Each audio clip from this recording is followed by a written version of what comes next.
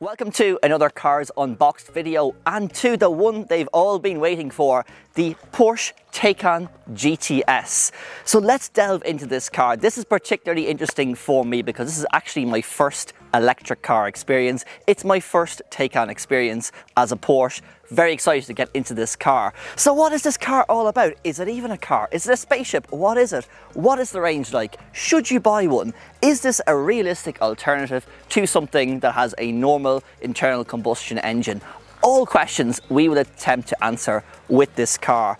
But this video isn't just going to be about the Taycan GTS, it's actually going to be about the Taycan range more generally, specialising in the GTS, because the Taycan was obviously launched in a number of body styles now and lots of different models in the range. There are three core models in the Taycan range. There is the coupe, or your four-door saloon variant. That was the first model launched. Then we have this shape, which is the really cool Sport Turismo, so think of it kind of as an elongated shooting brake type of estate car. And then there's the Cross Turismo, which is a kind of a higher off-road inspired type Porsche with things like the performance package outside and that looks really cool as well.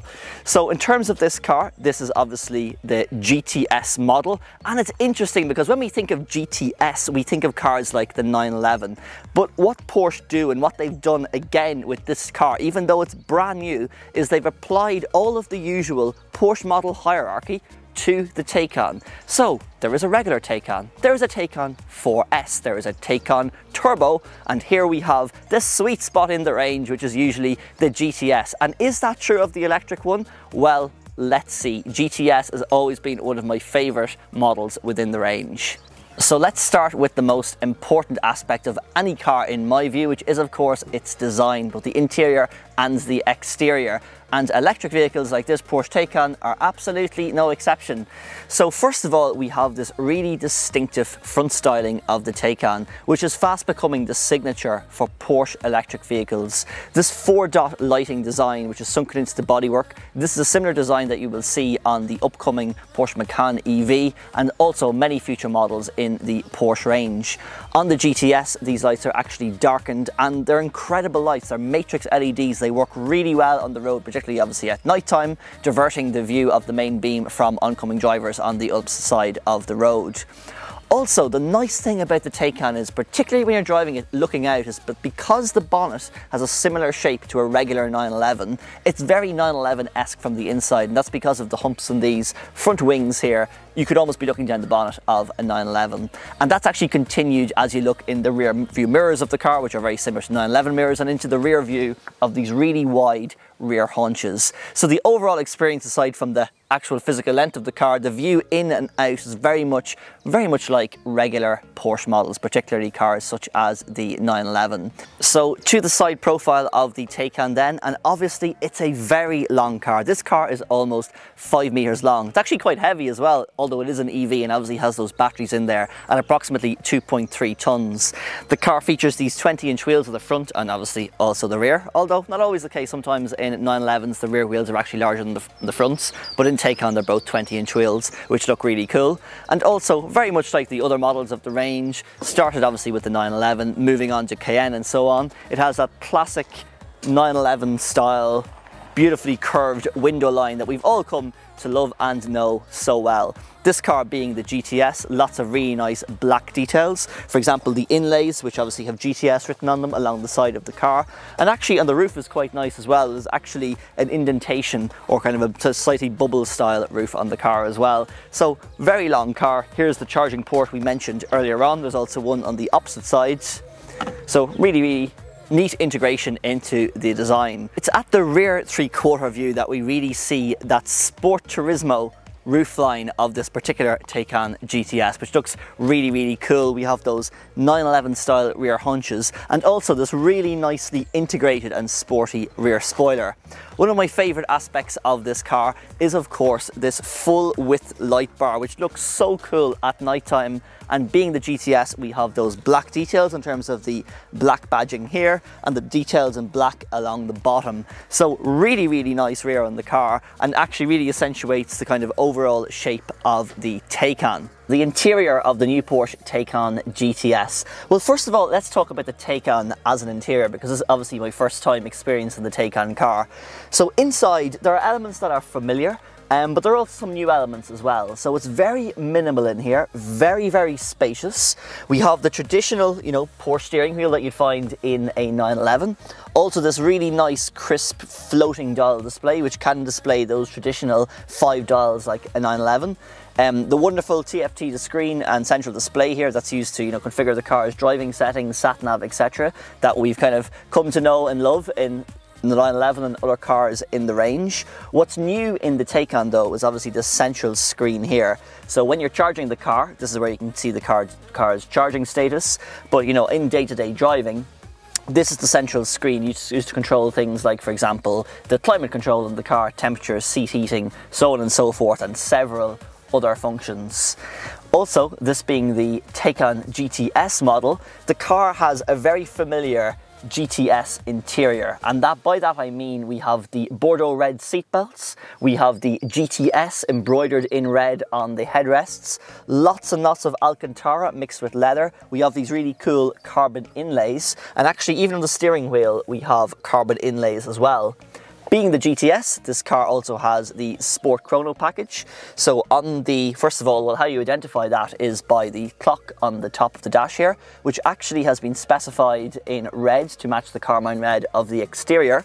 And then the various different driving modes, which can be selected on this button on the right here, go from, I mean, as you would be familiar with in terms of a regular Porsche. So we have normal, sport, sport plus and individual. These are also the driving characteristics of the car, the throttle response, chassis settings and so on. There is an important one though, additionally in the Taycan, given this is an electric car, which is the range button, which I'm not going to lie, I have actually been using quite a lot. Just to keep an eye on the range. And as you would expect, as you go down the sport modes from Sport Plus into range, the range increases of the car. But this car is actually a car with a range of over 500 kilometers in terms of the battery charge. And we'll talk about the charging a little bit as we move outside the car. But overall, a very, very minimal, cool, familiar interior. And we have that really nice Alcantara headlining as well. There are probably a couple of aspects I would perhaps change about the spec of this car. I think definitely in a Taycan it really would benefit from the full panoramic glass roof, because when that's spec'd in a Taycan, it's the full length of the roof and it really adds additional brightness and a different vibe to the cabin. It makes it feel even more airy and light. This is obviously very a focused sports model in the range, so perhaps that's why it's spec'd without the panoramic roof, but it's definitely something I would spec. Inside we also have the Bose sound system, which is a great sound. You can actually go further into the Burmeister sound system, but the Bose does a really good job as well. And also optional on the car is a passenger display. So the passenger can see things like, for example, satellite navigation, music, so on and so forth. But like every Porsche, it's all very intuitive to use. There are elements that are very familiar in terms of the central screen, the steering wheel, the controls of the car, the new elements, and in a way it's nice that there are few differing elements given this is the electric car versus the regular petrol Porsches. But the additional elements are of course the central screen here, which displays the charging, and of course on the right hand side here we have that additional range mode, and we can see the range of the car down at the bottom here. So familiar, nice, and actually the 992.2 generation of the 911 will also feature this very same display. But at the moment the 992.1 generation has an analog rev counter in the middle, but that will actually disappear in the 992.2 generation, which is about to be launched, and it will have a display that's kind of more clean like this. Not a lot of people know that, so tell absolutely nobody. With a very nice interior in this car, and a great place to be. So this being the Taycan GTS, we have that Sport Turismo body shape with a slightly higher line. It's almost like the estate version of the car, but also quite low. So let's check out the rear space for passengers. So as you can see, even with the front seats in their regular position, there's lots and lots of rear space here, both in terms of knee room, but also headroom. The feeling of airiness in the cabin is actually enhanced by the fact that the head restraint section of the front seats is actually quite narrows at the top, so you can really get a good view of the road ahead. Unlike something like, for example, like a Range Rover, where there's such a large headrest here, the passenger view is really restricted.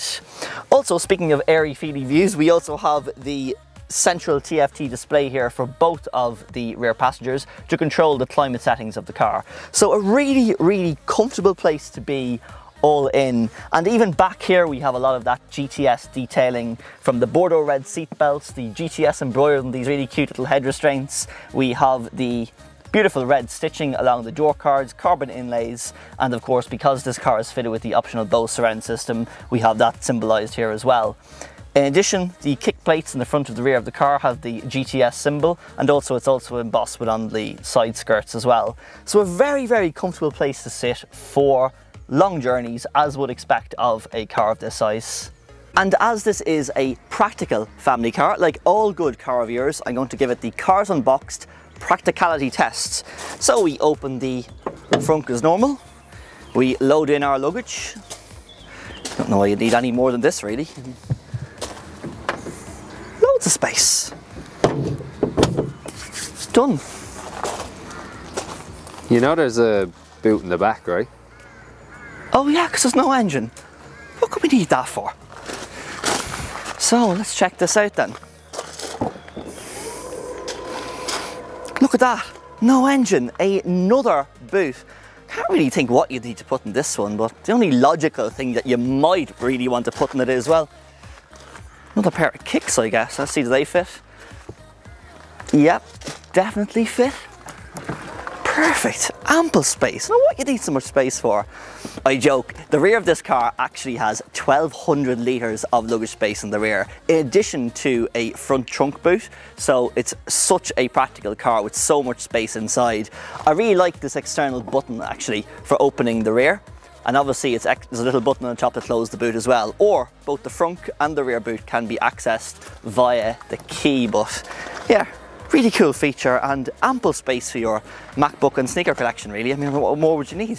And like all super high-tech, cutting-edge electric vehicles, this Porsche Taycan GTS is of course fitted with a rear wiper. You'll need that.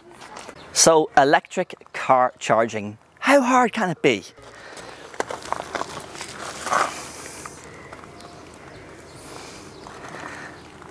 Yeah, lots of different options here. So this is the home Porsche charger. This is what you would have in your home. This one is for charging at the regular 7 kilowatt hour charging stations. But the problem with the 7 kilowatt charging is that it will take basically all night to charge the car. What we're plugged into right now is a faster charger. These come in different shapes and forms. This one is 43 kilowatts. It goes up to 50 usually on lots of chargers. There's also the Ionity charging program, which is the fastest charging program, and Porsche have actually partnered with Ionity.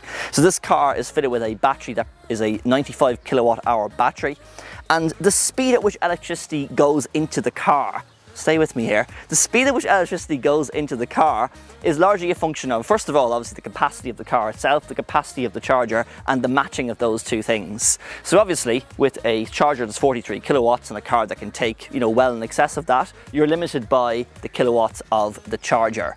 But the opposite way around, and you're limited by the kilowatts of the car. But in this case, to keep it really simple, there are two charging ports, one either side of the car. One's a fast charge, one isn't. There are different ways to charge the car, and you just need to make sure you're linked up to a fast charger for, you know, charging in about 20 minutes. You will charge up to 80% or more of the capacity of the car. With an Ionity charger, something like this is 43 kilowatts, and a regular charger you'll find in shopping centres and so on will be about 7 kilowatts, but you'll need to charge the car all night to get that full 500 kilometres of range. What is a Taycan GTS like to drive? Well, let me demonstrate. The acceleration in this car is insane. 850 newton meters of torque, almost 600 PS or horsepower, and a 0 to 60 time of 3.5 seconds. it's just a wall of relentless power. It is incredible pick up and go. You know, that's to be expected with electric cars, but it's much faster than I even thought that it would be. It is real proper kick you back in your seat speed in this car, which is incredible. So fast. It also feels so Porsche to drive. The steering is so accurate. We have all of the usual driving modes here on the right hand side, from range right the way up to Sport Plus. Even the view out of this rear mirror is very much like a 911 out of the front. Sport chrono clock ticking away. Very, very cool car to drive, and lots of settings which can be configured via the central screen, be they, you know, the sounds. There's also, well, artificial sound, obviously this being an electric vehicle, but still I'm actually quite a fan of it and definitely would always click that particular option. In addition then, it's just, you never get tired of the pick up and go and the performance of the car. In summary then, what can we say about the Porsche Taycan GTS? First of all, great to experience an electric vehicle and of course an electric Porsche. But perhaps the greatest compliment I can give this car, which is obviously a great car, but the greatest compliment I can give it is that it doesn't feel like an electric car. It just feels like a regular Porsche. It has that wonderfully accurate driving experience. The steering feels rock solid, it's super responsive. It's an absolute rocket ship of a car with that 0 to 60 time of 3.5 seconds. 850 Newton meters of torque is incredible in this car as well. But the overall feel, the interior, the luxury, the view in, the view out is incredible and very much like any other Porsche car. But what you're probably more interested to know is, what is this car like to live with as an EV? Well, we can say that obviously this car is blessed with a range that is in excess of 500 kilometers, and that certainly helps. The infrastructure currently available in the UK and several European countries isn't quite there yet in terms of EV cars, but the reality is that there are charging points about of various different speeds, and in reality, if you owned and bought this car, you would have a charging point in your home, in which case this car works absolutely perfectly and should save you a lot of money in the meantime as well. So with that, you know, an incredibly interesting car. Another cool question is, I mean, does it answer that, you know, does it deserve its GTS name? GTSs are the sweet spot of Porsche's ranges. And you know, I think it does. It has all of those nice interior GTS styling touches. It is appropriately sporty, nicely specced obviously in that classic GTS colour, which is carmine red, and it just looks really cool with that Sport Turismo style body. So really easy car to live with, to get on with, super luxurious, very, very comfortable, and really just feels like a regular Porsche. And if you have a home charger, this shouldn't pose any issue at all in terms of range anxiety, which is of course helped by a 500 kilometer range. So thank you very much for watching this video. I really enjoyed this one. It's been great to drive and experience this car, and I'll see you on the next video very shortly.